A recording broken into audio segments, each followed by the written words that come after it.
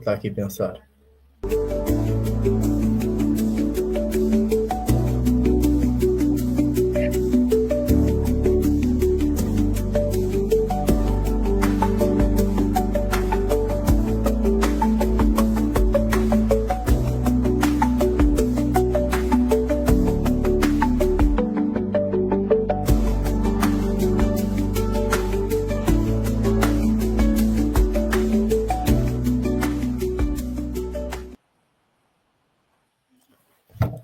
Olá pessoal, boa noite a todos, espero que estejam bem, bem-vindos a mais um episódio do Agilidade em Portugal aqui no nosso podcast Agilizem, onde falamos e abordamos vários temas sobre agilidade e em português, e hoje então vamos mergulhar no mundo do Kanban.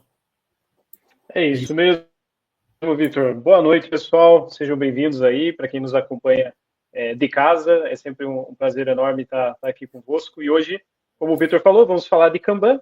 Já tivemos um episódio no mês passado sobre Kanban, com essa mesma malta que eu já vou logo apresentar aqui, mas como não foi suficiente num único episódio, a gente decidiu fazer um segundo episódio. Então, vamos falar um pouquinho sobre evolução, sobre métricas, previsibilidade, segurança psicológica e tudo aquilo que couber dentro desse time box aqui que a gente está planeando, né? E para arrancarmos aí, então, com os temas, o quanto antes, né, vamos chamar aqui primeiro o nosso convidado, que vocês já conhecem do episódio passado, mas né, dispensam apresentações. João Escodro, né, Agile Coach, acredito Kanban Trainer no Novo Banco. Seja bem-vindo, João. Muito boa noite para ti. Boa, obrigado aí, Henrique, obrigado, Vitor, obrigado a todo mundo aí que vai estar acompanhando o nosso papo de hoje. Como o Henrique disse aí, o Vitor, acho que o primeiro episódio foi bem bacana, né, cara? A gente gostou bastante de discutir ali vários assuntos, né? Então, assim, é motivo de muita alegria estar aqui de novo para poder aprender com vocês também, a gente discutir aí o mundo Kanban com todo mundo. Então, obrigado aí mais uma vez pelo convite, cara. Boa. Seja bem-vindo, João. E o nosso segundo convidado também é Nuno Silva Pereira, Agile Enabler na Volkswagen Digital Solutions. Seja bem-vindo, Nuno. Muito boa noite também. A pessoa já conhece você, mas né, sempre bom ter aqui com você conosco novamente para esse episódio do Kanban. Okay? Muito gosto, obrigado essencialmente Vitor e Henrique pelo convite. É bom estar aqui, como o João já referiu. Aliás, estar aqui com o grande João Escodro, ele sabe muito mais de Kanban do que eu. Por isso hoje posso passar o episódio a dizer o que o João disse. Ok, começam sempre pelo João, é o acordo, eu digo o que o João disse. O Nuno sempre rouba minhas frases, cara. Eu ia dizer isso dele, cara. Pronto, assim eu digo o que o João disse, que ele sabe muito mais, e pronto, e está feito. Hoje sem grande pressão, não é? Apesar de que o primeiro episódio, tal como disseram, tive muito gosto de estar aqui com vocês, mesmo as conversas que nós tivemos em off foram super interessantes. Espero que nós hoje consigamos manter o mesmo nível de interesse para quem estiver connosco. Boa, obrigado Nuno, bem-vindo também. Obrigado a ambos por estarem aqui de volta connosco, é muito bom. Antes de começarmos, mensagem aqui para quem nos está a ver, a ouvir, já sabem, sigam nas redes sociais, partilhem o episódio, ajudem-nos a difundir aqui esta cultura ágil em Portugal, criar aqui uma comunidade mais forte, mais unida. E acho que podemos avançar aqui para as perguntas, Henrique. Exato. Vamos avançar já para as primeiras perguntas aqui. Temos várias, né? Vamos ver aquilo que dá tempo da gente falar dentro desse episódio. Como a gente já referiu, no episódio anterior, a gente trouxe mais a questão conceitual, inicial, em relação ao Kanban, o que é o Kanban. Vamos pular um pouco essa etapa. Para quem quiser ainda conferir, volta no episódio anterior, dá uma olhada lá, tem muita informação, muita troca aqui de experiência rica entre o João e o Nuno. E vamos puxar então o primeiro assunto aqui. João, Nuno, gostaríamos de falar com vocês um pouquinho sobre evolução e maturidade, né? O que o Kanban traz hoje de ferramentas, o que o Kanban hoje, enfim, ensina as pessoas sobre maturidade, as equipes sobre maturidade, como que a gente consegue ir medindo essa maturidade. Vamos lá, vamos começar por aí, e eu acho que depois vão surgindo perguntas aqui e dúvidas e trocas de experiências, ok? Quem quiser puxar a fila aí, João ou Nuno. Nuno, como sempre, eu vou te dar a palavra, meu irmão. Eu não posso utilizar o que o João disse. Para acompanhar teu raciocínio depois, cara. Pronto, ok. Ou não, eu acho que vais ter muito mais a acrescentar nisto. Olha, aqui tu estás um bocadinho a tocar, parece-me, também na componente, provavelmente, do Kanban Maturity Model, KPMM. Mas não só, ok? Porque eu acho que o principal aprendizagem da evolução do Kanban é continuar-se a adaptar a essa capacidade, quase até mais ligado com o Lean do Kaizen, das pequenas melhorias que podem ser feitas. Mas isto é a minha opinião do que se vê. E não quer dizer que sejam práticas de Kanban que a gente possa aqui falar, que muitas vezes no modelo, e sabendo eu que o João sabe bastante mais do modelo do que eu, já aqui chutando a bola, mas parece-me que é essa parte do facto de nós podermos sempre estar a iterar e a fazer pequenas melhorias é o ponto principal que para mim gera evolução. Aqui pegando um bocadinho da minha experiência, sendo que, falando muito abertamente, eu nunca peguei num modelo e mapeei uma organização dentro de um modelo com o KPMM, para quem quiser pesquisar rapidamente no Google, consegue sacar assim uma imagem em formato quase póster, ou como se quiser, infographic, com os diferentes níveis e algumas das etapas, e tem um livro bastante pesado do David Anderson, bastante assim grosso para quem quiser ler. Eu acho que o ponto que eu apreciei ali de pegar no modelo ou da evolução é percebermos que muitas daquelas coisas não é só questão de práticas, é estarem ligadas à cultura da empresa, o que afeta as equipas na sua evolução. Tem um conjunto de práticas que não é só práticas de ways of working, mas também práticas mentais mais ligadas à cultura e também ao que eu já chamei no outro episódio, acho eu, os human skills, que não são as soft skills, são human skills. E não levar aquilo como uma checklist. Foi muito dada a possibilidade, ou seja, não pegarmos naquilo e quase estarmos a mapear aquilo a um save quase que tem que seguir estes passos todos, ou uma checklist. Aquilo não é, para mim, eu pelo menos não consigo ver aquilo como uma checklist, mas sim uma forma de nos ajudar, ok, como é que eu posso evoluir, o que é que eu posso evoluir, qual é o próximo passo para a equipa, independentemente de ser o modelo A, B ou C, ou até ir buscar alguma coisa ao Scrum, ou até inventares uma.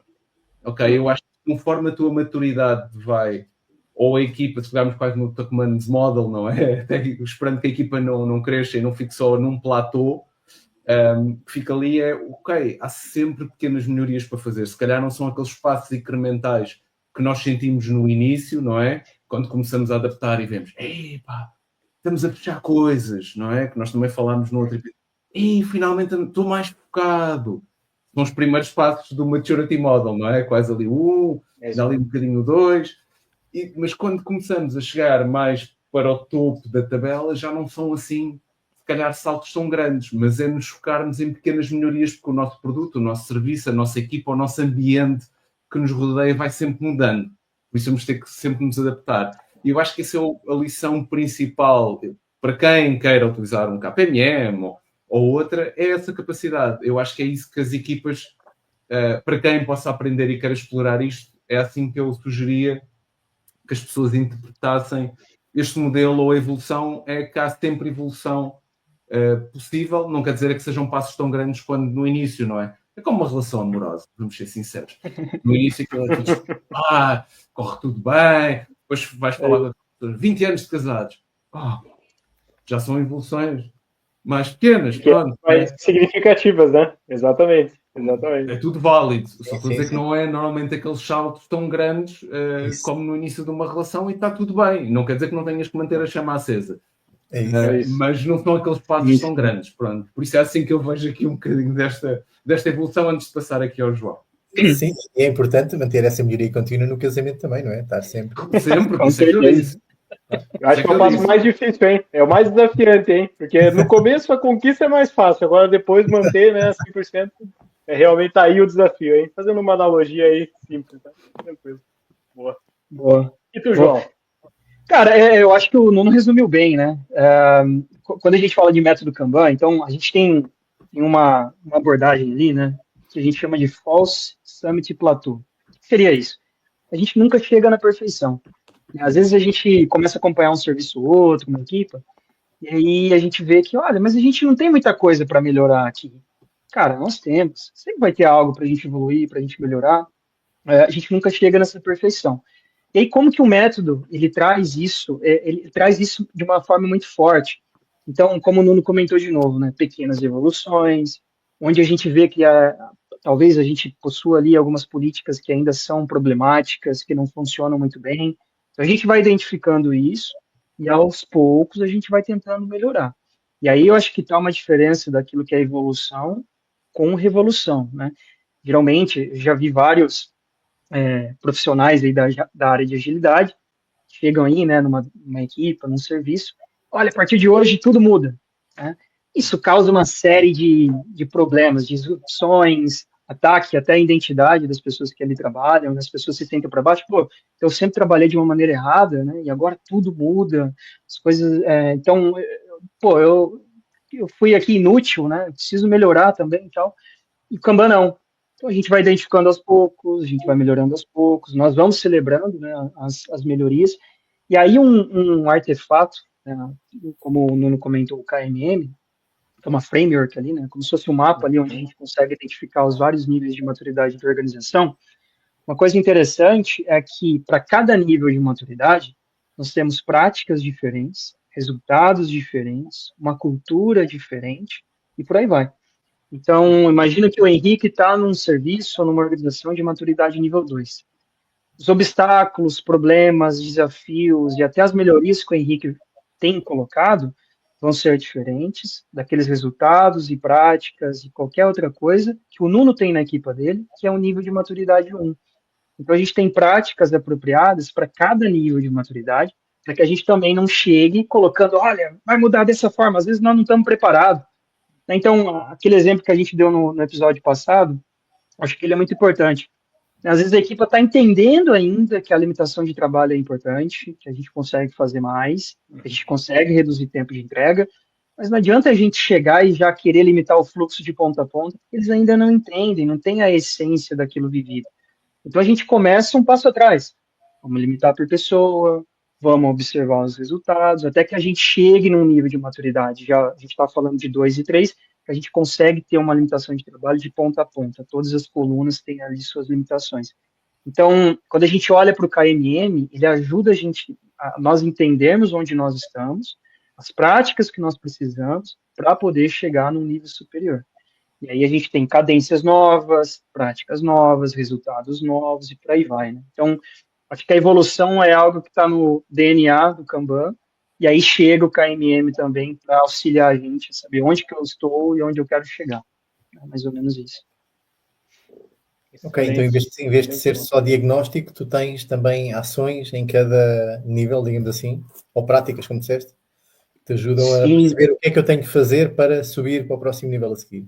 É isso. Exato, a gente costuma falar que é muito acionável, né? Então, dado que nós identificamos no nosso nível de maturidade atual, eu tenho ali uma lista de práticas apropriadas para aquele momento que eu vivo, para eu poder evoluir para o nível superior. Então, imaginando aqui, né? Nós estamos em nível de maturidade 1. A gente não entende muito bem, a própria questão da limitação de trabalho, né, métricas que ainda a gente não olha muito para aquilo, e aí aos poucos a gente vai colocando. Então, olha, na retrospectiva, vamos começar a olhar para o lead time, vamos trazer a importância do lead time aqui, até para a gente começar a planear, alocar capacidade, né, para as entregas que a gente tem, e aí a gente vai evoluindo isso dentro de uma linha do tempo, até que chegue no nível superior, e a gente já começa a usar o lead time, inclusive, para outras esferas, para falar com o CEO da empresa, enfim. Então, dado o nível de maturidade que a gente tem, você tem práticas ali que você já pode começar a colocar a partir de hoje para tentar evoluir de alguma forma. Mas eu imagino também, talvez agora até pegando esse ponto, né, das ações concretas, eu imagino também que, assim como o Kanban é um sistema puxado, acho que aqui também as ações, né, para a evolução também deveria ser, ou na minha visão, deveriam ser também um sistema puxado.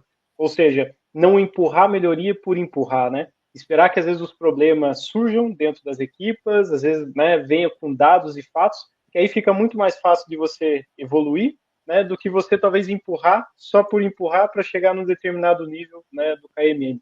Faz sentido o que eu estou falando? Não faz? Na visão de vocês? Enfim, Nuno, quer acrescentar algum ponto aqui nesse debate?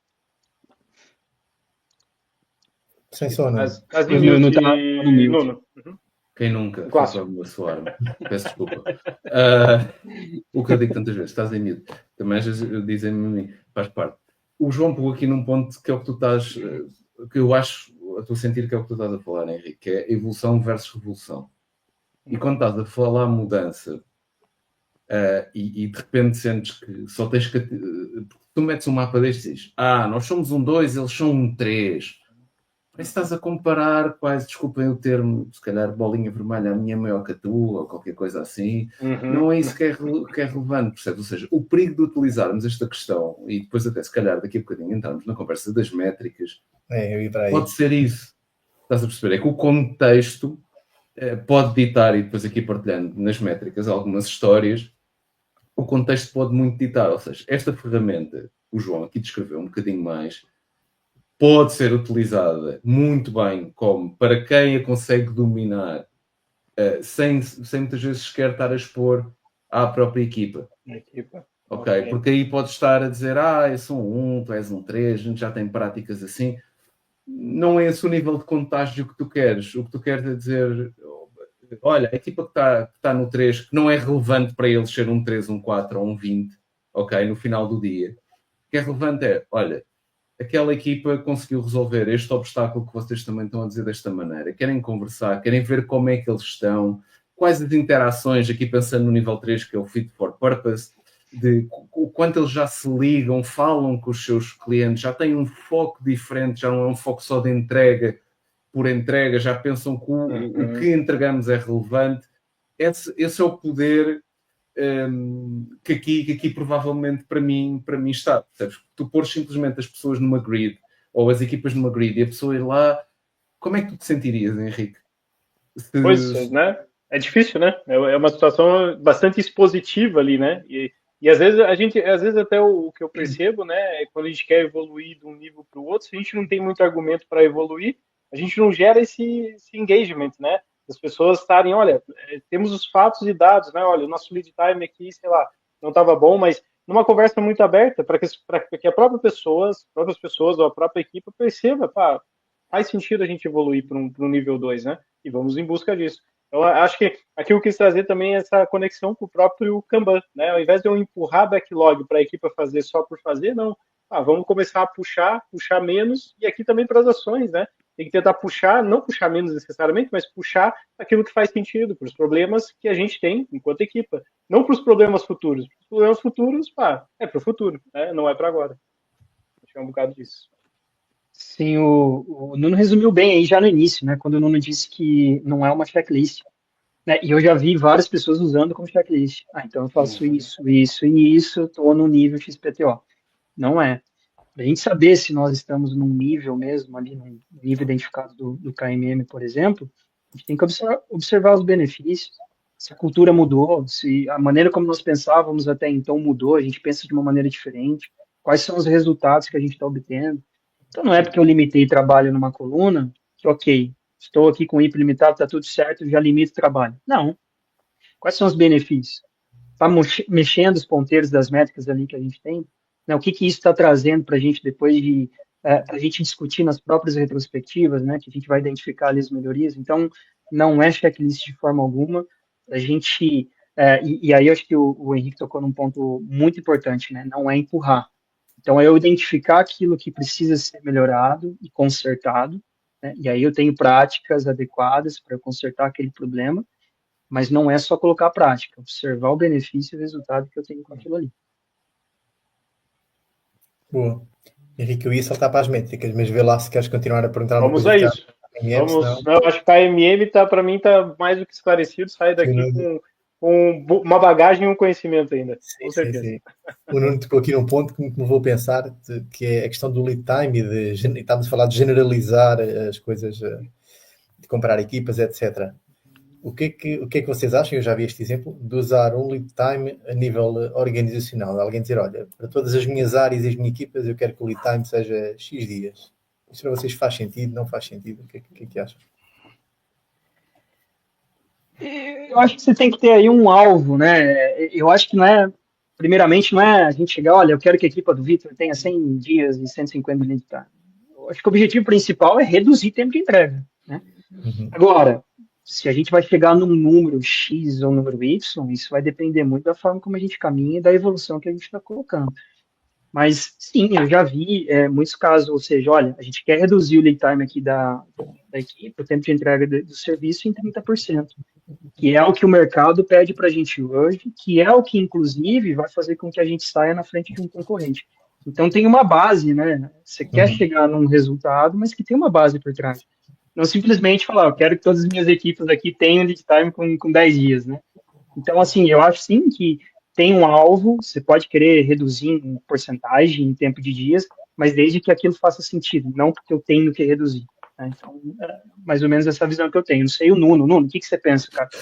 Olha, a nota que eu estava aqui a tirar era, eu acho que a questão não é, eu já vi isso, já vi em algumas empresas que gostam mais de standardizar essa possibilidade. Eu acho que o ponto, tu deves pôr isso como, podes pôr como aspiracional, ok? Mas eu acho que o ponto não é tocarmos no lead time. Eu acho que é, independentemente do lead time, é quais são as métricas de negócio que estão a mexer. Eu acho que esse é o ponto que nós devemos ter mais cuidado. Obviamente que saber o cycle time, o lead time, ver o throughput, que a maior parte delas podem ser aldrabadas ou gamificadas, quase. Só de gamificadas parece um bónus, mas sim. E atenção a isso. Ou seja, elas devem gerar conversas e não quase castigos, novamente, como um está no nível 3, e um tem um lead time de 3 dias. Eu vou pegar aqui numa história simples. Ok? Houve uma altura que estava a trabalhar com um ecossistema, não pondo aqui nomes em cima da mesa, e eram 5 equipas. E não é o meu sistema atual. Ok? Não é a empresa onde estou agora, só para se alguém tiver aqui. Ok? Foi há uns anos atrás.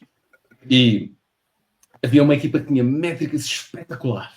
Aquilo era um lead time fantástico, um throughput espetacular. Mas assim, a um nível que pudéssemos as 5 equipas, tipo lá em cima, eu nem cabe na câmara, ok? E as outras estavam aqui a aprender um bocadinho, porque precisavam um bocadinho de olhar para aquilo. O que aconteceu? Houve um dia, eu não estava diretamente a trabalhar com aquela equipa, mas disse que me cheirava mal. Cheirava a esturro, não é? Porquê? Porque eu não via, quando a gente estava a falar mais de que não eram tech reviews ou reviews de métricas, eu não via grande desenvolvimento de produto. Então o que é que eu fui ver? Basicamente, tinham um manager que partia as histórias em bocadinhos super pequenos, não é? Ou seja, aquilo tinha, e aquilo era, uma parte do dia dele era isso, que as métricas no final da semana e acumulativamente das semanas, meses e afins estavam todas espetaculares. O problema é que aquilo era pôr o batom no porco, não é? Como se diz o lipstick on the pig. Continuava a ser um porco. O que é que saía? Aquele nem era o entre-porco que sai chouriço, porque ali não saía nenhum chouriço da fábrica, o porco nem chegava a entrar. Ou seja, era uma equipa que em termos de produto não estava a entregar, não estava a ter impacto no mercado que eles precisavam de servir, mas tinha umas métricas, que olhavas para aquilo e dizias, sim senhor, estes são muito melhores que qualquer outra equipa. Curiosamente, do meu nível de perspectiva, as outras equipas, graficamente, olhando para as métricas que nós aqui podemos falar de Kanban, estavam a sofrer um bocadinho mais, mas não em termos de métricas de produto. Ok? Ou seja, não consigo dizer como as vivem sem as outras, porque aquela equipa era a pior das 5, mas tinha umas métricas de desenvolvimento. Nem estou aqui a falar de Dora Metrics e afins, que já entramos noutro campo. Umas métricas espetaculares. E eu acho que é esse ponto que nós não podemos olhar, pegando no teu ponto, Vítor, para um lead time organizacional como o grande foco, mas pegando um bocadinho mais qual é o nosso objetivo de negócio e para lá chegar. Em muitas equipas, se calhar, tens que reduzir o lead time, entre outras milhentas coisas que vais ter que trabalhar. Sim. Acho que essa conexão... Desculpa, João, força. Não, eu só ia dizer que isso que o Nuno falou é muito importante. Então, assim, para toda métrica que a gente extrai, para todo número, né, seja dentro do serviço, seja no ecossistema, como o Nuno comentou, é importante que a gente tenha a narrativa ou a história daquela métrica, explicar aquela métrica. Então, imagina, recentemente até eu presenciei uma situação dessa. Né, equipa A tem lead time de 5 dias, equipa B de 120. Tá, mas vamos entender então a natureza do serviço, o que eles produzem, quais são os produtos que eles estão inseridos, se eles estão fatiando bem, porque às vezes a equipa que entrega 120 itens no dia, não sei, faz sentido, né? E há uma equipa que entrega 5 itens no mês, são naturezas diferentes, são segmentos diferentes, então tem que ter uma narrativa por trás para poder interpretar aquilo que a gente está recolhendo. Se não, cara, a tendência que a gente tem é começar a comparar, começar a colocar pressão, e não tem um embasamento para dizer quero que reduza. Porque, sim, pode ser aspiracional, como o Nuno disse, né? Quero reduzir o nosso tempo de entrega. Acho que todo mundo quer isso, né? É o sonho de qualquer agilista, né? A gente não tem lead times tão extensos e tão grandes. Mas tem que ter a narrativa por trás, explicar. Assim como, se eu tenho um lead time que foi reduzido, então eu tenho um case agora recente, a gente reduziu o lead time 40%. Okay? Foi, assim, drasticamente, mas foi, cara, meses de trabalho para a gente chegar nesse ponto. Só que daí, quando a gente vai olhar para o Cycle Time Scatterplot ali, né, ou o histograma, a gente consegue traçar exatamente a data que a gente começou a limitar trabalho de uma forma mais eficaz. E a partir disso, a gente tem uma narrativa construtiva. Olha, foi a partir desse dia que nós começamos a limitar mais trabalho, começamos a ter as replenishments, começamos a planear melhor, começamos a entender o tamanho da fatia que a gente estava a fazer. Ou seja, tem uma série de coisas que fazem com que a métrica seja entendida. Do contrário, vira essa briga de ego. Minha equipe tem um lead time assim absurdo, tá? Mas e na rua, quando eu entrego o meu produto, o que está acontecendo? Qual que é o feedback que o meu cliente está me dando, né? Então, é muito disso mesmo que o Nuno comentou. Eu acho isso bem interessante. Acho que há muito foco nas métricas da equipa, não é? E quase nenhum ou muito pouco nas métricas de produto, pelo menos nos exemplos que eu conheço. É muito esse foco para dentro e pouco foco para fora, não é? A parte de aprender com o que estamos a entregar, essa parte aparece. E aí o que acontece, né? Dentro assim é uma festa, né? Imagina, nós somos uma equipe aqui, pô, tá todo mundo, olha, lead time de 5 dias e 350 milhões de itens por mês. Cara, quem usa a aplicação que a gente desenvolve não está contente, não está satisfeito. Então, qual que é o objetivo disso? Né? Exato. Eu vi há uns tempos num livro, já agora só para partilhar, que eles falavam de uma métrica que era o time to learn. Ou seja, eu tenho o lead time, etc. E depois, mas qual é o meu time to learn? Desde que eu lanço o produto, quanto tempo é que eu demoro até perceber se aquilo realmente está a ser usado, está a ter sucesso, qual é a satisfação, qual é esse meu time to learn? E bem, muita gente nem tem esse time to learn, tipo, lançou, bora. A gente no fim vê as vendas e vê como é que isto correu. Exato. Não tem learn. Ou não tem learn. Aquele ciclo do build, measure, learn, independentemente da ordem ser esta, por acaso não há learn. Às vezes nem há measure, mas não há learn em muitos casos. Esse é o problema. Sim. Verdade. Eu ia até deixar essa questão mais voltada ali para métricas de produto, quando a gente tocar no assunto também que tem aqui no roteiro do Fit for Purpose, eu acho que vai até pegar muito nesse gancho, né, que é qual é o impacto que a gente está gerando, né, às vezes dentro do serviço ou dentro daquele produto que a gente entrega. Então, a gente já chega lá. Mas antes ainda, eu queria estressar ainda um pouco mais esse tema das métricas, que é, ok, então, lead time, reduzir por reduzir, não vale a pena, temos que entender o contexto, temos que contar uma história, né, e aí sim perceber qual é a natureza do serviço, para daí sim fazer, né, diminuições, né, reduções significativas, se for o caso. Mas eu acho que além também de diminuirmos o lead time, não sei também se vocês partilham dessa perspectiva, manter também o lead time dentro de uma certa estabilidade é um fator também bastante importante, a gente sabe, na vida de qualquer agilista aqui. Por quê? Vai tocar muito naquela situação da previsibilidade, né? Quantos stakeholders nos perguntam, olha, quanto tempo vai ficar pronto? Né? Olha, isso aqui vai ficar pronto em quantos dias e tudo mais. E pá, dar números no ar, qualquer um dá, né? A gente joga aí qualquer jogo de sorte, né? A gente consegue colocar os números ali. Mas dar um número preciso, com base em estatística, a gente sabe que o Kanban pode trazer um potencial aqui, né? Então, para vocês, estatística vale a pena? Que tipo de estatística vocês utilizam? Previsibilidade, como conseguir essa previsibilidade nas equipas? Temos algum case aí para partilhar? Enfim, algo que vocês trouxeram em termos de métricas e previsibilidade que gostariam de partilhar? Eu acho que esse é o tema que eu ainda gostaria de estressar se tivermos uns minutinhos aqui. Boa. Nuno, quer dar a palavra? Tenho começado sempre eu, mas vou dar uma versão mais curta, ok, dessa parte. Boa. Sim, é importante nós termos um fluxo estável, ok? Ajuda nessa componente, tirando aqui qualquer coisa que não estamos a falar de estimativas, mas de ter alguma previsão. E sim, já trabalhei em vários casos, nós tínhamos um sistema relativamente estável e quando vinham, olha, isto quando é que está pronto? Que é sempre uma pergunta. Mesmo assim, puxava, mesmo fazendo simulações de Monte Carlo, para quem não sabe, tem que ver um bocadinho, que vem de estatística da faculdade, curiosamente, para quem tinha essas cadeiras. Mas o ponto aqui é, ok, se tu souberes mais ou menos quantos, que aquilo é baseado na quantidade de cartões que o sistema vai ter, não é? Podes minimamente equacionar. Se for um cartão, vou pôr aqui cartão, não lhe vou chamar história por outros motivos, não é? Tu podes, se calhar, minimamente, ajuda-te, ou seja, todos os dados, e até que o João estava aqui a falar, de scatterplots e tudo isso, mas pegando nessa simulação que muitas ferramentas já hoje em dia já fazem a magia por nós, não é? Tu consegues tirar um bocadinho essas métricas daí. Obviamente que eu acho que o principal incentivo não é só saber a previsão, é essencialmente um sistema estável acaba por ser um sistema saudável, se for um estável num bom estado, como o João estava ali a dizer que o cycle... Eu já trabalhei em várias equipas, nós tínhamos, por exemplo, quase targets de cycle time. Ok? Mas não deixámos de ter o foco em produto. Ok? Aliás, o foco principal era em produto. O que é que era importante? O que é que era importante? Porque as práticas que nós tentávamos levar eram uma prática de rotação de pares. Ok? Muitas vezes, quantos dias é que levavam a rotação de pares até aquilo ser quase um dynamic pairing?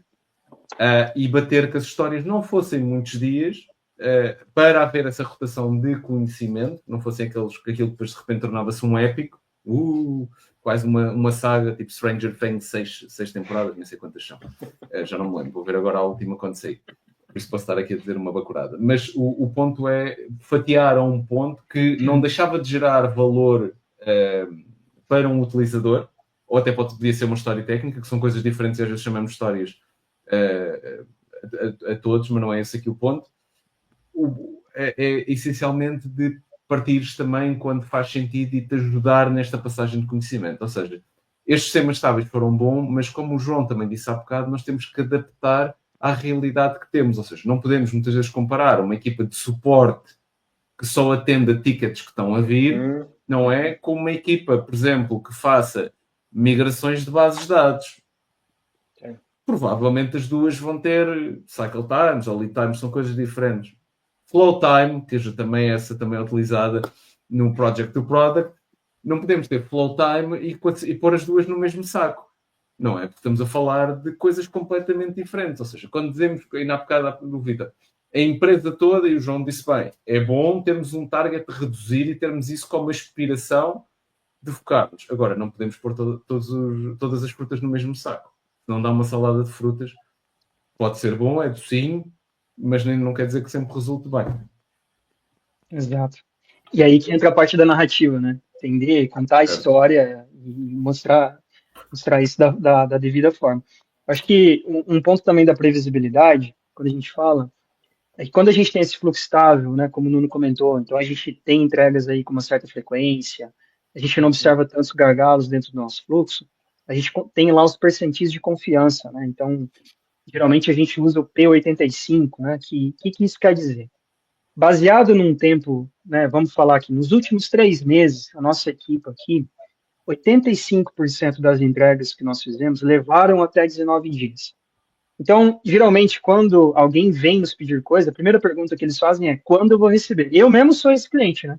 Se for numa loja hoje, eu quero comprar alguma coisa, eu falo, tá, mas quando que eu vou receber? Qual que é o prazo de entrega?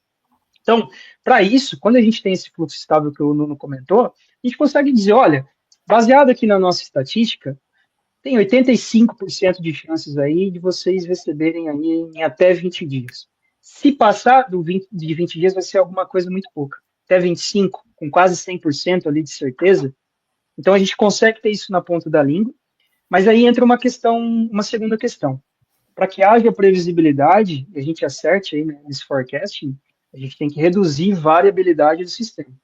Então, a gente tem uma esfera de variabilidade e uma esfera de previsibilidade. Variabilidade é tudo aquilo que atrapalha, de uma certa forma, a gente errar ali na nossa previsão. Né? Então, é o gargalo que a gente tem numa coluna, é falta de qualidade nos testes, e falta de informação nos cartões que são puxados para dentro do fluxo, é falta de capacidade suficiente para poder executar um tipo de demanda. Então, para que a gente tenha essa previsibilidade 100%, a gente tem que reduzir variabilidade.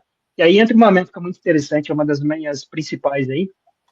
A maioria dos plugins aí que geram métricas, eles têm esse gráfico, que é o Lead Time Breakdown, né? Ou seja, a gente tem um fluxo aqui de ponta a ponta, e para cada coluna a gente consegue saber exatamente quantos dias a demanda fica naquela coluna ou a porcentagem de tempo que aquela demanda possui naquela coluna. Então, até um exemplo recente que eu tive ali no Novo Banco, o pessoal ali, se leva, estava preocupado com a capacidade de entrega para o ano. Eles querem ali planear quais são os projetos que vão entrar na calha e tudo.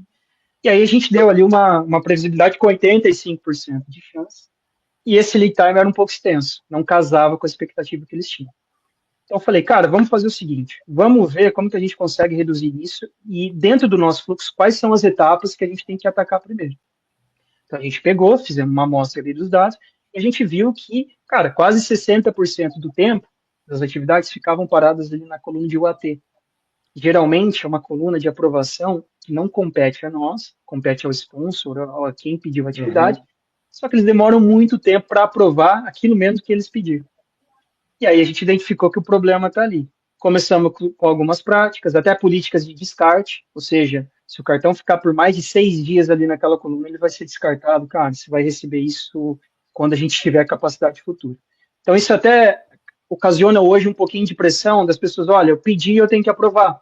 Se eu não aprovar, eu também não recebo. Então a gente conseguiu atacar, a gente está trabalhando ainda para eliminar o gargalo 100%, né, nessa coluna, a gente não tem mais problema nisso, mas isso vai fazer com que a nossa previsibilidade seja muito mais assertiva. Então quando a gente disser, olha, 85% de chance da gente entregar até X dias, é exatamente isso. Vamos reduzir a variabilidade do sistema para te dar uma estimativa, né, uma previsão com quase 100% de certeza ali.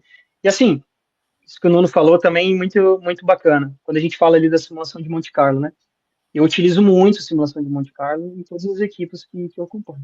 Então, quando entra né, a gente tem uma iniciativa. Fizemos ali o User Store Mapping, a gente viu que essa iniciativa possui 30 itens, né? Ou 20 itens. A gente sabe exatamente, né, dado o número de itens que aquela iniciativa tem, exatamente o dia que a gente vai entregar. E aí a gente coloca até uma gordurinha, né? Então, se a gente vai entregar no dia 15, vamos colocar ali que é até o dia 18. Cara, e assim, a gente pode trazer cases aqui no futuro episódio. Quase sempre, né? Quase nunca a gente erra. É muito difícil a gente errar na previsibilidade. Mas para isso, é todo um trabalho de redução de variabilidade e a gente ter esse fluxo estável aí que o Nuno comentou. Imagino, deve ser um grande desafio, né? E eu acho que de tudo que você também está falando, assim, eu percebo que quando o stakeholder nos pede um determinado prazo, eu tenho que devolver quase com uma nova pergunta para ele, que é quanto de risco você quer correr, né? E se você não quiser correr nenhum risco, eu vou te dar um 100% aqui de probabilidade, mas também vai dar um tempo longo. Agora, se você quiser correr um pouco mais de risco, dependendo da minha variabilidade, eu posso ter um tempo menor, mas o risco também está implicado aqui. Então, é um tema que interessa bastante as pessoas e tenho certeza que com esses cases que vocês partilharam, as pessoas também estão bastante interessadas. Olha, o Pedro Crema, até eu ia falar nisso, Vitor. O Pedro Crema aqui também já colocou aqui um elogio aqui, acho que depois da última partilha aqui também do João e do Nuno, sobre essa questão de previsibilidade, e até fomentar, né, as pessoas que estão nos assistindo, enviem mensagens, né, compartilhem, mas coloquem suas perguntas aqui também. Vamos tentar aproveitar o máximo tempo aqui dos nossos convidados. Okay? Boa, sim. Nós tínhamos eu queria fazer uma pergunta sobre o Monte Carlo, mas o João já respondeu, portanto aí, boa, João, está feito. Olha, eu quase que saltava aqui para métricas do Fit for Purpose. Nós temos que 20, sei lá, mais ou menos 20 minutos de conversa, que já não é quase nada. Já estendeu. E ainda queríamos falar de Fit for Purpose, tática, eu queria levar a segurança psicológica e os human skills que o Nuno falou, mas acho que já não vai dar para tudo hoje. Temos que pensar numa parte 3. Vamos, se calhar, não sei, Henrique, podemos saltar para o Fit for Purpose? O que é que tu achas? Para mim, sim, com certeza. Eu acho que essa questão até do Fit for Purpose aqui também acho que faz conexão com aquilo que o Nuno aqui e o João estavam a conectar, né? Não adianta nada a gente tentar diminuir métrica de eficiência, mas qual é a minha eficácia, né? Aonde o meu produto está impactando, qual é o ponteiro que está mexendo. E a gente sabe que no mercado, pelo menos eu já vi isso acontecer, tem algumas práticas vindas do Kanban, ter o Fit for Purpose. Mas eu gostava também que vocês avaliassem, né, na experiência de vocês. Realmente é uma ferramenta que traz valor, impacta, não impacta, vocês já utilizaram, enfim. Então, acho que é mais essa pegada aqui, certo, Vitor? Sim, começamos por aí, sim. Agora começa o João. E só estou Boa, a apontar nesta direção aqui nos quadrados. Vai, João. Eu posso começar, É justo. Então, quando a gente fala do Fit for Purpose aí, né, do F4P, né, conhecido aí, a gente está falando de uma framework aí para poder entender o cliente, né, saber o que o cliente precisa e como que a gente pode atender de maneira assertiva. Eu usei já o Fit for Purpose, saindo do mundo de TI, tá? Eu tenho um amigo que ele tem um hotel lá em Milão, na Itália. E geralmente, quando eu viajava muito para a Itália, eu ficava sempre hospedado lá no hotel dele. E aí um dia a gente trocando ideia assim, a gente conversando, ele falou, cara, preciso melhorar aqui meu negócio, preciso saber, né?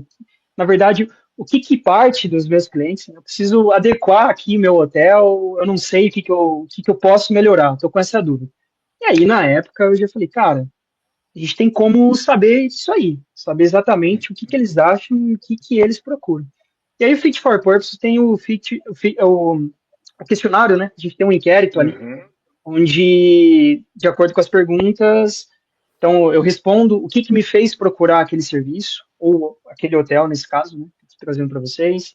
Qual que é a nota que eu dou para aquilo que eu consumi, né? Se eu tenho alguma outra razão pelo qual eu procurei aquele produto ou aquele hotel, e quais seriam as melhorias ali que eu talvez veja, né? E aí, o que eu fiz, né? Falei, olha, vamos fazer o seguinte, para cada negócio, para cada booking que você fechar aqui, você vai acompanhar. Quando o cara fizer o check-out, manda um e-mail para ele, pessoalmente, e aí, como é um hotel que não tem tanto fluxo, é um negócio menor, falei, cara, envia um e-mail mais personalizado, né, para ter aquele toquezinho que você está preocupado em entender realmente aquilo que o cliente achou, né, da estadia ou aquilo que você deva melhorar. E aí, passaram vários meses, os inquéritos foram chegando, as pessoas foram respondendo, e aí, para estimular, ele até oferecia um voucher depois na próxima estadia. Olha, se você responder aqui, na próxima estadia você ganha 5% de desconto. Né? Então, meio que você dava aí uma motivação. E aí, falei, tá, agora é a hora de analisar essas respostas aí. Vamos ver o que a gente consegue identificar aqui de melhoria. E a gente viu que eram coisas simples. Então, assim, uma das coisas que mais saiu ali era a gente precisa de tomadas ou carregadores perto das camas, que às vezes não tinha. Então, o que esse meu colega fez? Cara, na outra, esse é um exemplo, né, das melhorias que ele identificou. Ou ter mais de um micro-ondas na cozinha. Então, era coisa que ele não tinha noção, né, e aí, com o F4P a gente conseguiu. Aí, na outra semana, o hotel passou por obra, né, foi extensão perto das camas e tudo e tal. Cara, esse tipo de requisição já não saiu nos inquéritos futuros, porque ele tinha resolucionado, né, ou ele tinha feito uma melhoria que estava partindo exatamente ali dos clientes deles, né? Então, assim, foi bem interessante, né? Você consegue entender exatamente aquilo que o meu cliente espera do meu produto e aquilo que eu preciso melhorar. E aí a gente entra na parte das métricas, né? A gente tem 4 métricas ali no F4P, né? Então, são os KPIs, né? Se eu estou servindo demais, né? Se o meu produto tem muita funcionalidade que às vezes não é nem utilizada, a gente é o overserving, né? A gente está servindo mais do que a gente deveria. Então, eu posso gastar menos energia em querer fazer 1 milhão de coisas dentro do meu produto, quando, na verdade, eu tenho que só entregar algo que parte de todo mundo, é uma necessidade básica. Então, vamos colocar capacidade de dinheiro nisso. A gente tem ali as métricas de saúde, né, os indicadores de saúde. Se o meu negócio está dentro do esperado, se eu preciso melhorar. Os improvements drivers, né, que seriam ali as melhorias, né, para onde que eu quero ir, quais são os destinos, né, os lugares que a gente quer alcançar. E depois também as métricas de ego, né, que seriam aí, geralmente, um exemplo que todo mundo dá é quando a gente tira uma certificação nova no mercado, a gente vai lá, posta o certificado, e o instrutor ele se sente importante, né, ele fala, pô, aquele certificado tem meu nome, eu que dei aquela formação e agora eu estou sendo reconhecido, né, seriam as métricas aí de vaidade. Então, basicamente, o Fitness for Purpose, ele traz isso. E assim, quis trazer um exemplo fora da TI, né? Mas que realmente funciona em qualquer segmento que a gente queira aplicar. Nuno, agora é contigo. Sim. Pegando aqui eu gostei bastante do teu exemplo do hotel. Eu acho que o Fit for Purpose nunca o utilizei fiz a formação e tudo, nunca li o livro, tirei notas, adaptei-o mais no pensamento e foi uma área que eu procurei explorar e que às vezes sinto saudades mais na descoberta de produto, ou seja, o chamado Product Discovery. É onde eu conecto muito e bate aí com a história que o João estava agora a contar do hotel. Vou contar aqui, se calhar, outra, o que é que levou e como é que as equipas também podem pensar. Isto varia muito do produto também que se está a fazer. Eu trabalhei numa plataforma de software as a service de e-commerce, que fazia um bocadinho end-to-end entre o mobile, o online e as próprias lojas, como point of sales, a nível mundial. E o que é que acontecia?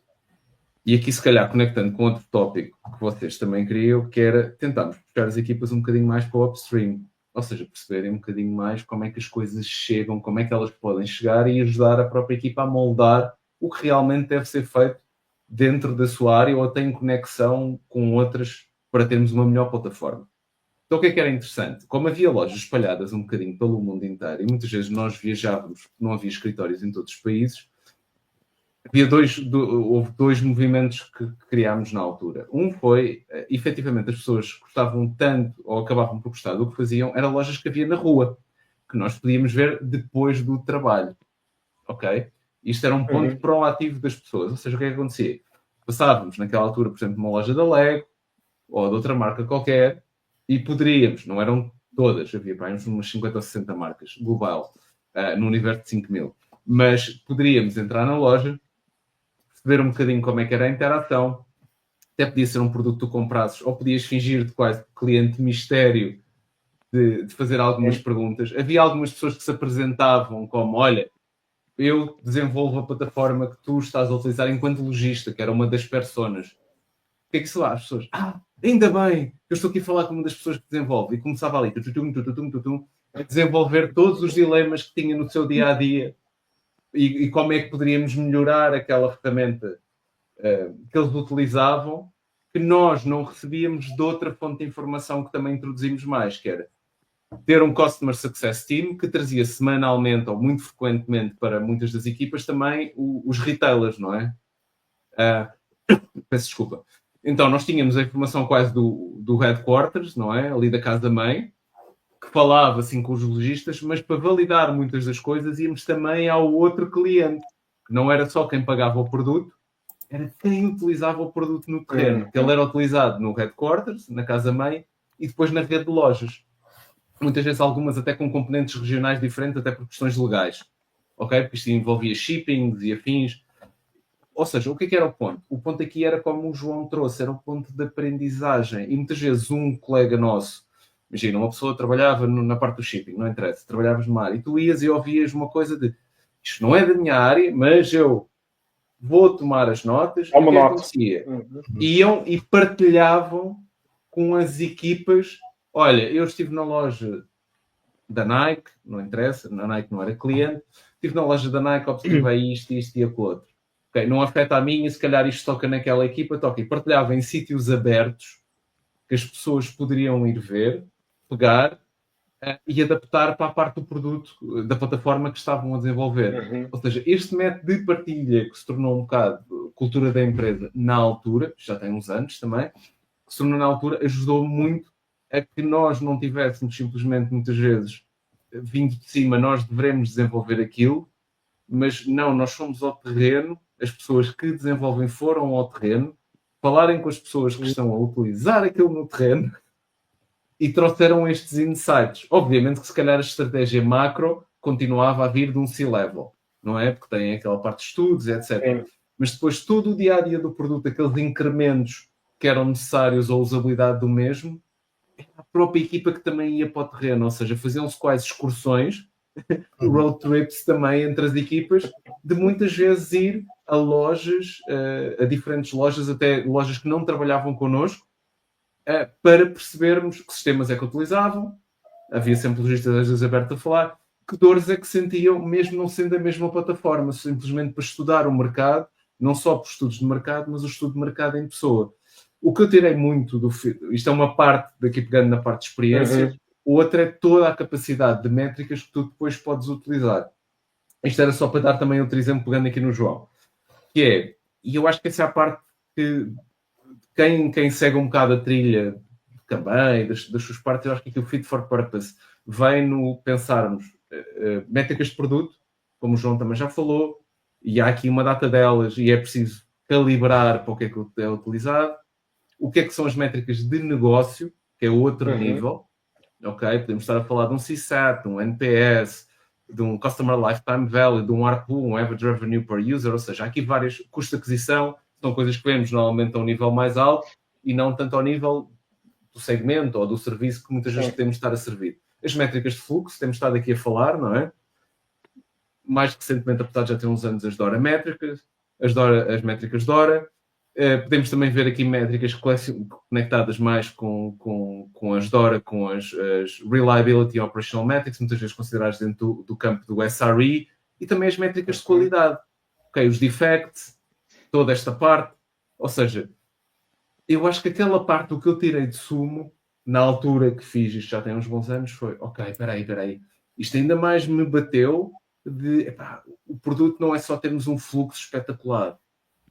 É bom ter um fluxo espetacular, mas nós temos que olhar para o todo.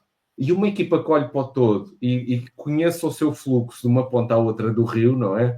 Do upstream ao downstream, e perceba essa parte, não está a tirar valor a um product lead ou que nome é que se queira tirar, está a adicionar valor ao seu trabalho e ao seu conhecimento. Vamos ter muito mais conhecimento para quem estamos a desenvolver. Criamos o quê? Empatia.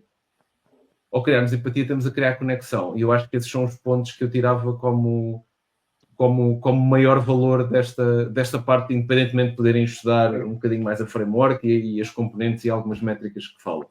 Mas essa foi a parte que eu tirei de sumo da coisa. Já agora, Nuno, eu acho que isso tem a ver também um bocado com a cultura da empresa, não é? Porque há empresas que acham, não, estou a pagar ao developer para programar. Se ele não está a programar, aqui desperdiçar o meu dinheiro, não é? E não conseguem ver esse valor por trás. Sim, felizmente ali neste caso, e não querendo tirar mais espaço para também passar para o João, a empresa percebeu o valor disto, ou seja, como aquela, muitas vezes utilizo no training do OKRs, tu podes estar a disparar setas, não é? Pumba, disparas 500 setas, ou seja, é o throughput, como o João disse, 35 milhões de throughput, disparas setas, mas se calhar não acertas uma no alvo, e o alvo está ali, porque tu não te foste, ou melhor, se calhar tu nem vês o alvo, só estás a disparar, estás a olhar para baixo, pumba, dispara, não é? E onde é que está o alvo? O alvo está em movimento. Normalmente também está. O alvo está em movimento muitas vezes. O que torna a coisa... mas a última vez que eu vi, o alvo estava ali. Não, agora já está ali, bola. Estava só preparado a disparar. E ele mexeu-se. O que aconteceu? A cultura da empresa, de uma ponta à outra, e não era uma empresa enorme, era uma scale-up, percebeu que esta era a forma de tentar disparar. Se calhar, obviamente queríamos disparar um X número de setas, mas tentarmos evitar falhar tanto o alvo, porque algumas vezes estávamos a falhar. E esse é que é o ponto principal, é tu queres disparar uma quantidade estável de setas, mas queres tentar acertar mais no alvo, o alvo vai se mexer. Essa também é outra coisa que às vezes nos esquecemos. Mesmo em cash cows, empresas muito grandes, nós sabemos que de repente podem haver coisas que geram uma revolução no negócio. Pensando agora, tipo, tudo o que é AI, que estamos muitas vezes a disparar para sítios que não sabemos, eu sei, muitas vezes ainda não sabemos o alvo, porque, e quer dizer, só estamos a disparar, em muitos casos. Toda a gente tem que ter AI, mas não sabemos bem o que é uma estratégia para AI, nem o que a AI pode ajudar. É uma descoberta aí, o alvo, se for uma descoberta, é válido. E foi aí muito o que eu tirei também na altura do Fit for Purpose, e depois continuei a investigar mais dentro da área de Product Discovery. Já agora, estavas a falar disso, eu lembro-me de um caso que aconteceu em Portugal, que não sei se aplica exatamente ao que estavas a dizer, que foi o facto de, quando entrou aqui a Digi nas telecomunicações, tinha desses cash cows grandes, tinham os seus clientes e atuavam daquela forma, de repente aparece alguém, e a gente pensa, espera aí, mas afinal há clientes daquele segmento que querem aquele tipo de produto, que afinal ninguém estava a oferecer. Vamos lá todos apontar o alvo também para esse segmento, não é? Não me chegou assim tanto o mercado, mas isso não é discussão, se calhar, para este podcast. Mas não sei. Só tocou assim, se calhar, um bocado ao black. Estou influenciado porque eu mudei, não é? Não tenho que pronto. Digi, mas pronto. Quando olhei para aquilo, espera lá, mas existe aquilo? Epá, vamos lá experimentar. Mas essa questão do Fit for Purpose é bem bacana mesmo. Assim, perceber e entender o que o cliente precisa e adequar o seu produto. né, adequar às necessidades que o mercado está te pedindo em relação ao consumo do teu produto. Então, uma coisa bacana, né, porque com essas métricas também que a gente consegue extrair, né, os direcionadores de melhoria, que são temporários, inclusive, né, eu tenho um target ali que eu tenho que alcançar ele para poder depois virar uma métrica de saúde. Uma coisa interessante é que a gente consegue segmentar a clientela que a gente tem, que oferece o nosso produto. Então, na altura, essa experiência que eu falei para vocês com o hotel, a gente viu que a gente tinha um perfil ali que eram pessoas que paravam ali, que se hospedavam ali a trabalho. Então, e às vezes um trabalho remoto. Então, o que ele fez? Na altura, o único espaço que ele tinha era uma mesa na cozinha, onde as pessoas sentavam ali para poder trabalhar. O que ele fez? Ele fez um puxadinho ali, ele dividiu, porque saiu isso nos inquéritos, nos F4P cards, né, que a gente chama. Que, olha, eu procurei esse hotel porque eu vi, tem uma boa avaliação, inclusive, no Booking, porque eu passei aqui 2 dias nessa cidade de Milão especificamente, mas eu precisava trabalhar daqui. Né? E aí, qual a tua nota para esse teu objetivo? Né? E aí a gente tem ali a tabela de avaliação. E aí o que saía desse perfil de viajantes nômades, né, digitais olha, precisava de um espaço mais adequado. Uma mesa, talvez uma maquininha de café, né, mais uma internet com uma conexão melhor. E aí isso virou depois direcionador de melhoria para ele. Então, o que ele fez? Ele fez um puxadinho, ele colocou 3, 4 mesinhas, como se fossem stations mesmo para o pessoal trabalhar, uma maquininha de café, foi a Dolce Gusto mesmo na altura, onde as pessoas podiam servir ali com a cápsula, e uma internet também com maior velocidade. Cara, ele conseguiu adequar o hotel dele a esse perfil específico que passava ali por poucos dias só para trabalhar, né? Então, assim, é muito bacana. E aí você adequa mesmo o teu produto e, cara, só sucesso. Eu ia tocar exatamente nesse ponto. Desculpa, Vitor. Eu ia só tocar nesse ponto do Fit for Purpose, que eu também já vi, que o meu produto, se calhar, às vezes vem no inquérito, vamos imaginar no hotel, que viesse no inquérito, eu preciso de uma banheira de hidromassagem aqui e tal, e não tem. Às vezes o produto do hotel não é para aquele tipo de pessoa, não é para aquele tipo de cliente. E às vezes vale a pena até você descartar e comunicar, inclusive, que às vezes a pessoa está na expectativa de receber aquele tipo de serviço, mas às vezes falta comunicação e clareza, né? Dando um exemplo aqui fictício, né? Quantas vezes a gente acaba se deparando com um serviço que não atende a minha expectativa, mas se calhar não foi comunicado qual era a expectativa e eu também fico com uma expectativa muito alta, né? Então, acho que esse ponto é o fit for purpose, né? É casar mesmo com o propósito. Exato. E procurar esse equilíbrio, né? Eu servi aquilo que o mercado espera. Não servir nem mais, né? Muito mais, porque eu estou gastando dinheiro, estou gastando energia com isso, e não servir de menos. Eu tenho que atender e equilibrar aquilo que o meu cliente precisa. Né? Então, belo exemplo, Henrique. E como é que eu meço isso? Como é que eu sei se o meu serviço está realmente fit for purpose para determinado segmento de cliente? Há alguma métrica assim comum que se usa ou depende sempre de serviço para serviço, de negócio para negócio? Cara, eu acho que vai depender do segmento aí que você está envolvido, né? Então, pronto. Eu estou num restaurante, né? Também já fiz essa experiência em rodar um F4P no restaurante. Eu tenho até um artigo publicado depois no LinkedIn, eu posso compartilhar com vocês. Então, será que a qualidade da minha comida, do alimento que eu estou oferecendo é expectável? O pessoal está gostando? Então, eu estou servindo, eu tenho um equilíbrio. Ou eu estou servindo pratos muito requintados e com custo enorme que ninguém vem procurar no meu restaurante. Então, eu tenho uma tasca portuguesa aqui, que eu ofereço ali os bitoques. O Vitor sabe que eu gosto muito de bitoque, né Vitor? E a maioria dos meus clientes vem no meu restaurante procurar bitoque. Só que também eu tenho um prato lá no meu cardápio que eu ofereço caviar, que custa 300 euros o prato. E isso me traz um custo, porque eu tenho que comprar matéria-prima, né, que o caviar não é barato. Só que ninguém procura esse prato. Então, toda vez a minha matéria-prima, ela vence, ela fica velha e esquecida e eu levo um prejuízo.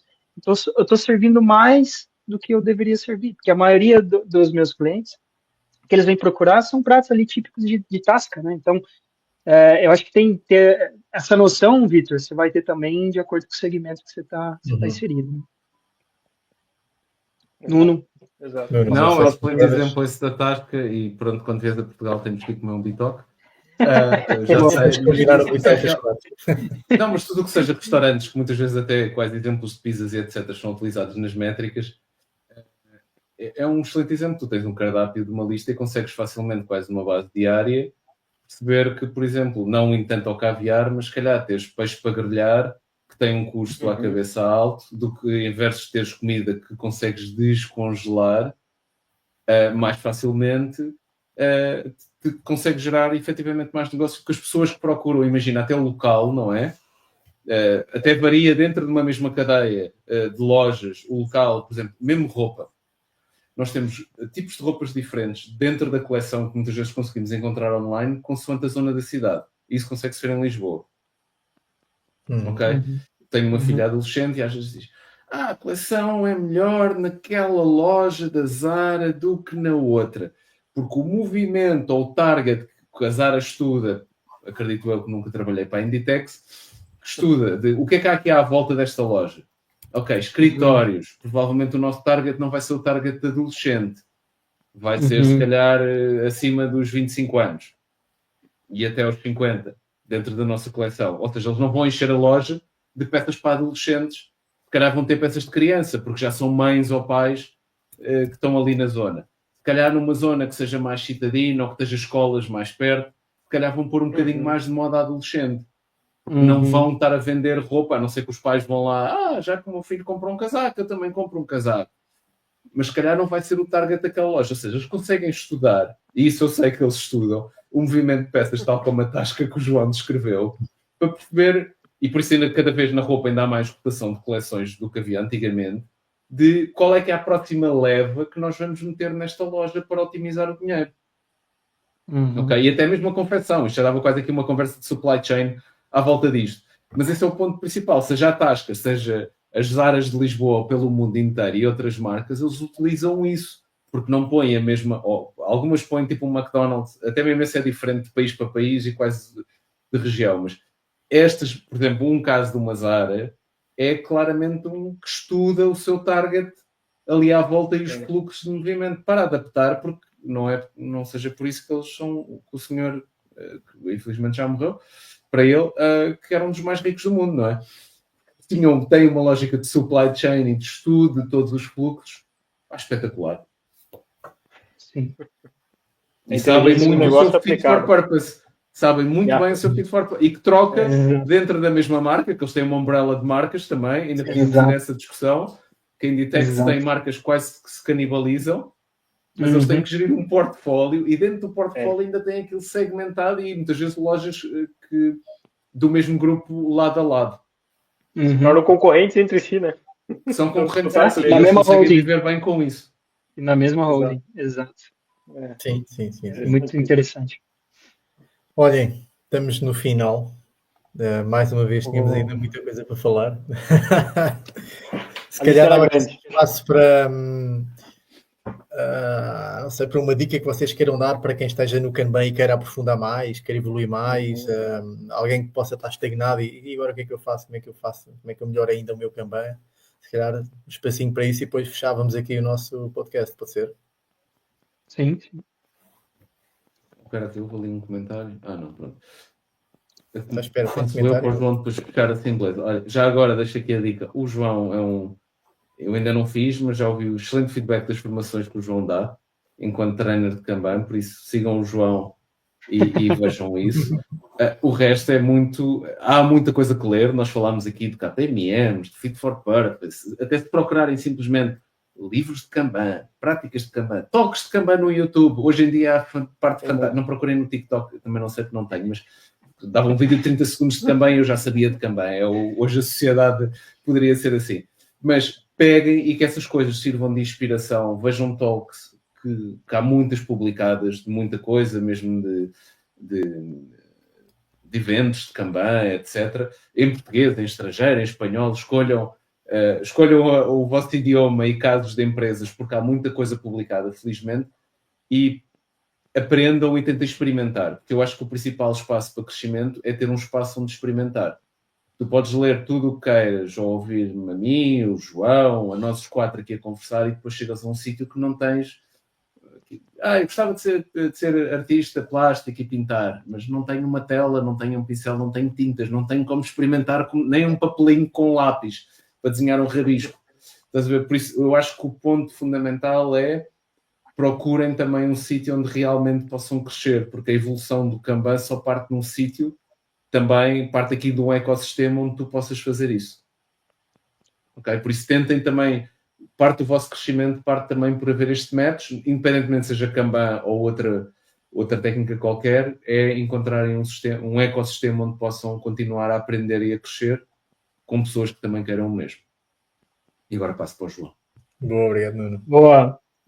Pronto, da forma como o Nuno falou, eu também indico o Nuno aqui como referência, porque hoje é mais um episódio onde eu aprendi com o Nuno, inclusive. Então, para quem não conhece o Nuno ainda, podem seguir o Nuno, vocês vão estar em boas mãos aí.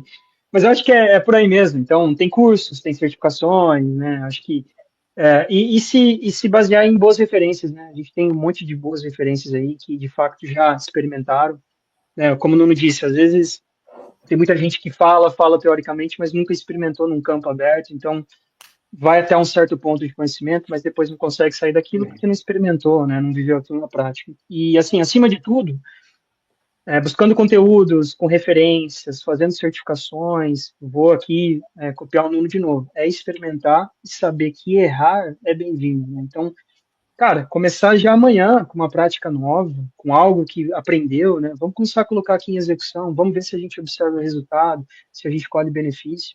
E aí entra, né, naquilo que a gente falou já lá no primeiro episódio.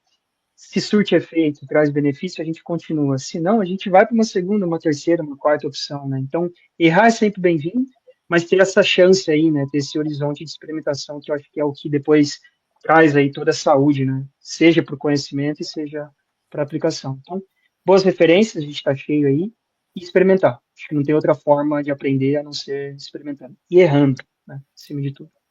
É isso. Boa, olhem, chegamos assim ao fim deste episódio. Nuno, João, mais uma vez, espetacular ter-vos aqui. Muito obrigado por terem estado aqui connosco a conversar. Super interessante, como sempre. Gostamos imenso.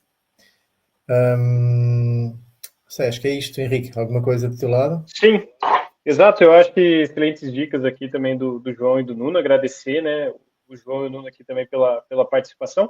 Também não nos esquecer, né, Vitor, dos nossos seguidores, né, dizer que esse é um canal aqui, né, um canal do YouTube, um canal de podcast, né, e dentro desse podcast, do Agilizem Podcast, a gente tem esse quadro que se chama Agilidade em Portugal. Então, agradecer a oportunidade mesmo de estar podendo falar de agilidade, né, trazer convidados aqui. Então, se você gosta do conteúdo, não deixa de seguir, né, os nossos parceiros também, que estão no Brasil aqui também, acabam ajudando também a divulgação do canal, então agradecer toda essa gente. E eu acho que é isso, Vitor, chegamos realmente no fim de mais um episódio muito rico aqui, certo? É isso, mais uma vez, curtam o episódio, se gostaram deem like, comentem, partilhem, espalhar aqui a comunidade ágil em Portugal e no Brasil e em todo lado. E mais uma vez obrigado, muito obrigado a todos. Até a próxima. Obrigado a todos. Obrigado, pessoal. Obrigado aí mais uma vez. Obrigado a todos. Um prazer. Valeu, João. Valeu, Nuno. Valeu, pessoal. Tchau.